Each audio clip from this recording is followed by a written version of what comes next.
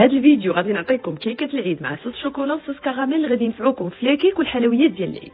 اول حاجه بالنسبه للكيكه 4 البيضات مع رشه ديال الملحه، كاس وربع ديال السكر وكيس ديال الفاني. خدموهم مزيان وغادي نديروا كاس ديال الزيت وكاس لاروب ديال الحليب وواحد الياغورت. غادي نغربلوا جوج الكيسان ديال الدقيق وثلاثه المعالق ديال الكاكاو وجوج الاكياس ديال الخميره. خدموا كلشي مزيان وغادي نديروا في واحد المول في الفران مسخن من قبل 180 درجه، خدمت مني 40 دقيقه.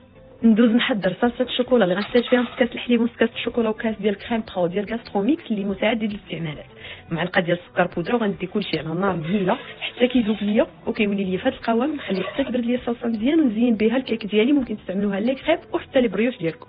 من بعد بالنسبه لصلصه الكراميل غنحتاج كاس ديال السكر اللي غندوبو على نار مهيله، نضيف ليه معلقه ديال الزبده وكاس ديال الكريم برو ديال غاستروميكس. غنخلطو كلشي مزيان ونخليو الصلصه ديالتنا حتى كتدفى، ومن بعد نطحنوها بهذا البراميكسور باش تولي لنا لامعه ويفتح اللون ديالها. نخليوها حتى تبرد تماما، خليتها 4 سوايع باش استعملتها في هذا الصابلي. الا بغيتوه قولوا لي في التعليقات وما تنساوش